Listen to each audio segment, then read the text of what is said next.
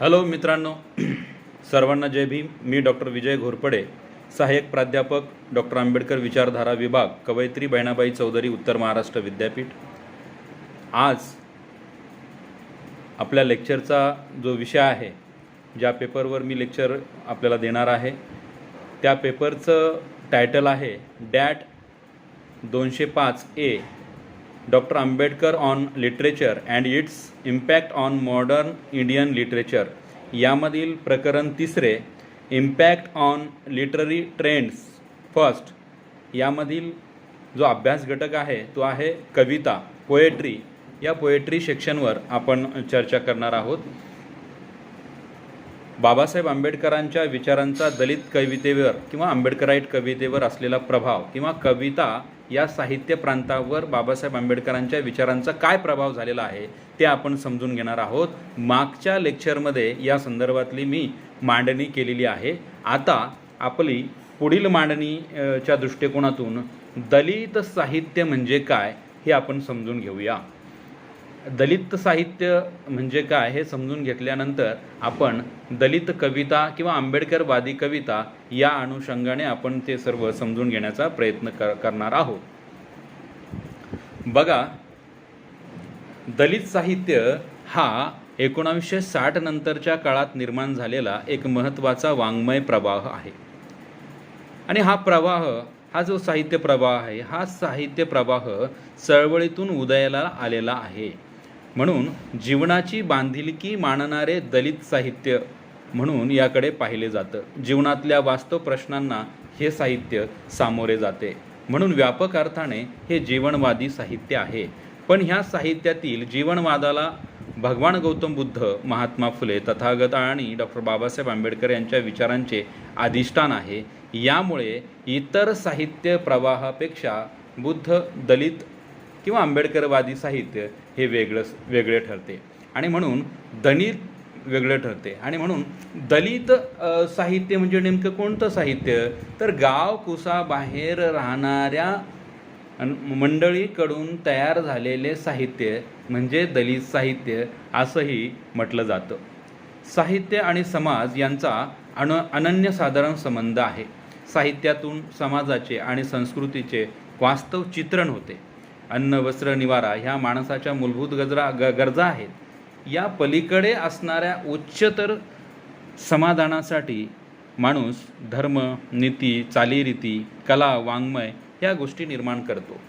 दलित साहित्याची संकल्पना आपल्याला समजून घेताना दलित म्हणजे कोण, दलित दृष्टिकोन म्हणजे काय, आणि दलित साहित्य आणि दलितांची चळवळ यांचे परस्पर नातेसंबंध का इत्यादी प्रश्नांचा शोध घेतल्याशिवाय याची व्याख्या आपल्याला नेमकेपणाने समजून घेता येणार नाही.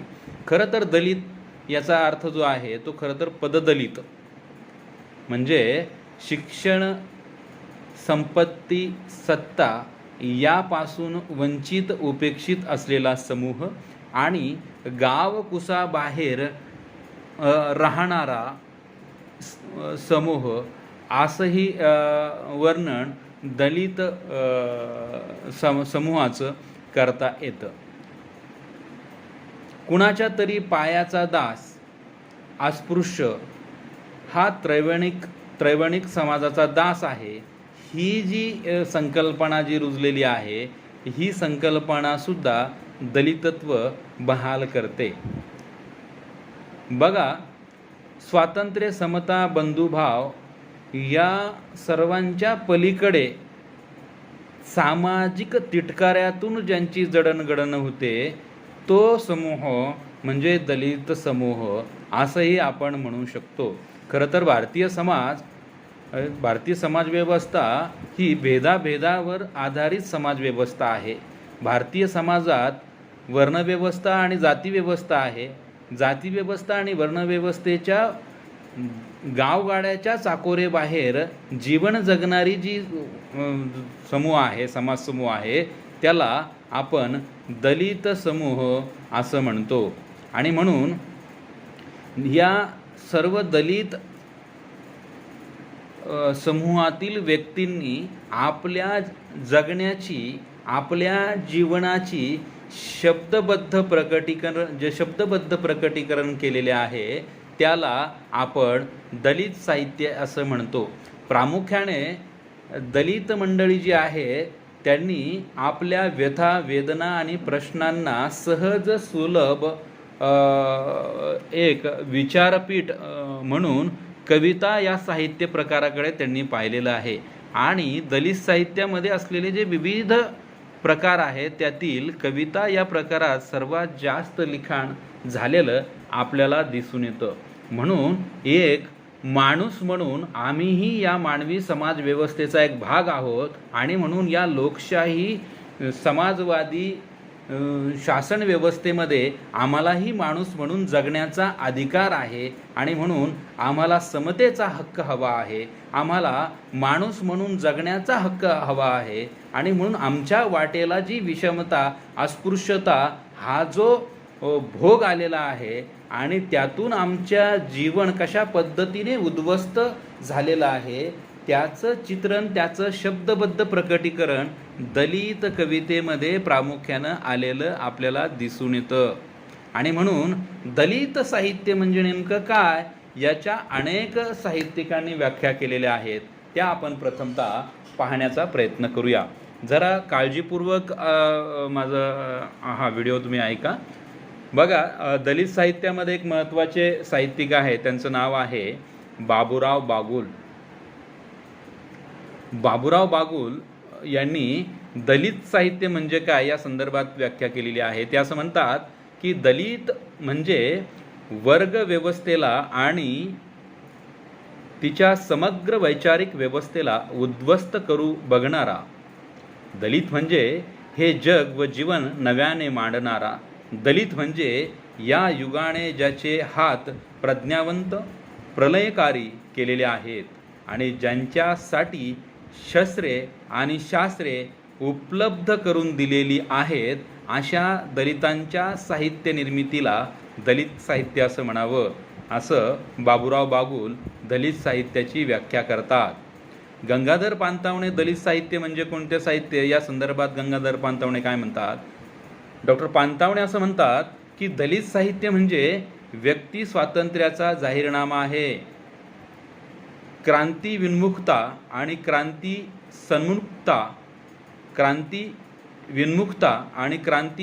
सन्मुखता यांच्या संघर्षातून निर्माण झालेले दलित साहित्य बंधमुक्त माणसांचा विचार करते, असं गंगाधर पानतावणे म्हणतात. डॉक्टर बाबासाहेब आंबेडकरांचे समकालीन प्राचार्य म. भ. चिटणीस हे दलित साहित्याची व्याख्या करताना म्हणतात, दलित साहित्यातून व्यक्त होणाऱ्या वेदनेचे, नकाराचे, विद्रोहाचे रूप सर्व बाजूंनी नीट समजून घेतल्याशिवाय ते कलात्मक कसोट्यांना उतरत नाही, असा निर्णय देणे या साहित्यावर अन्याय करणारे ठरेल, असंही चिटणीस म्हणतात. मराठी साहित्यातील महत्त्वाचे साहित्यिक आहे प्राध्यापक शरदचंद्र मुक्तिबोध. हे दलित साहित्याबद्दल काय म्हणतात? दलित साहित्य जाणीव आणि समाज जाणीवेत अनुरूप परिवर्तन करू पाहणारी जाणीव आहे. म्हणून ती जशी विद्रोहात्मक तशी मूलतः आशावादी व क्रांतिकारी जाणीव आहे. विवक्षित सामाजिक वास्तव, त्याची सुस्पष्ट कारणमीमांसा, त्या वास्तवाच्या परिवर्तनाचा आशावादी दृष्टिकोन व त्याबद्दलची तीव्र आस्था म्हणजे दलित जाणीव होय. प्राध्यापक जनार्दन वाघमारे हे दलित साहित्याबद्दल काय म्हणतात ते बघा. जनसामान्यांना पॉझिटिव्ह आयडेंटिटी प्राप्त करून देणे हे दलित साहित्याचे अंतिम उद्दिष्ट असले पाहिजे, असं जनार्दन वाघमारे असं म्हणतात. दलित साहित्याबद्दल प्राध्यापक दत्ता भगत हे आंबेडकरी दलित साहित्यिक म्हणतात की आंबेडकरी विचार आत्मसात केल्यामुळे प्राप्त होणाऱ्या जीवनविषयक दृष्टिकोनाधारे स्वतःला आणि स्वतःभोवतींच्या वास्तवाला जाणून घेण्याचा उत्कट इच्छाशक्तीचा शब्दरूप आविष्कार म्हणजे दलित साहित्य होय. बघा, ही अत्यंत म्हणजे अतिशय योग्य अशा पद्धतीची व्याख्या मला वाटते. आणि प्राध्यापक दत्ता भगत असं म्हणतात, मी पुन्हा एकदा ती व्याख्या तुम्हाला सांगतो. आंबेडकरी विचार आत्मसात केल्यामुळे प्राप्त होणाऱ्या जीवनविषयक दृष्टिकोनाधारे स्वतःला आणि स्वतःभोवती वास्तवाला जाणून घेण्याच्या उत्कट इच्छाशक्तीचा शब्दरूप आविष्कार म्हणजे दलित साहित्य होय. धनंजय कीर हे दलित साहित्याबद्दल कशी व्याख्या करतात ते बघूया. धनंजय कीर असं म्हणतात की धर्माने आणि सामाजिक रूढीने ज्यांना आजवर बहिष्कृत मानले त्या लोकांचे साहित्य म्हणजे दलित साहित्य होय. केशव मेश्राम काय म्हणतात, हजारो वर्ष ज्यांच्यावर अन्याय झालेला आहे अशा अस्पृश्यांना दलित म्हणावे व त्याच वर्गातील लेखकाने निर्माण केलेल्या साहित्याला दलित समजावे किंवा दलित म्हणावे. दलित साहित्याला आंबेडकरी विचार आणि महात्मा फुले यांच्या विचारांच्या साहित्याचे अधिष्ठान लाभलेले आहे असं आपल्याला दिसून येतं. एकूणच दलित साहित्य म्हणजे काय हे आपण आता संक्षिप्त रूपाने या ठिकाणी बघितलेलं आहे. आणि या दलित साहित्यातला महत्त्वाचा एक प्रकार म्हणजे दलित किंवा आंबेडकराईट कविता होय. आणि या आंबेडकराईट कवितांमध्ये मी जे नावं घेतलेले आहेत, बाबूराव बागुल, अरुण कांबळे, केशव मेश्राम, गंगाधर पानतावणे, अशा अनेक महत्त्वाचे कवी, त्र्यंबक सपकाळे, अशा अनेक महत्त्वाचे कवी आहेत की ज्यांच्या कविता आपल्याला त्यांचा अभ्यास करायचा आहे. वामनदादा कर्डक असतील, भीमराव कर्डक असतील, या सर्वांच्या, भारत तांबे यांच्या कविता आपल्याला बघायच्या आहेत. आणि म्हणून कविता नेमकी काय सांगते, कविता ही नेमकी काय सांगते, कविता म्हणजे नेमकं काय, कविता काय करते, कविता कशी करतात, कविता कशी ओळखतात, कविता ही वास्तव जीवनाचं कसं प्रकटीकरण करते हे मी तुम्हाला थोडक्यात सांगतो. एक अन्याय नावाची कविता आहे, त्यातल्या काही ओळी मी तुम्हाला वाचून दाखवतो. इथला प्रत्येक जण एकात्मतेचे गोडवे गात आहे, जातीयतेच्या संघर्षात मंदिर रक्तात न्हात आहे. माणसा होत आम्ही, माणसांची आमची जात आहे, पण दगडाचे देव व पुतळे माणसांच्या मनात आहे. धर्म रूढ्या पिढ्यानपिढ्या पूर्वज आमचे पोसत आहे, 21व्या शतकात देखील अन्याय दलितांना शोषत आहे. अशा पद्धतीची कविता, ही कविता आंबेडकरवादी कवितेची नातं सांगणारी कविता आहे. ही कविता आंबेडकरवादी कविता म्हणून आपल्याला ती कविता लक्षात येऊ शकते. इथं आपण थांबूयात.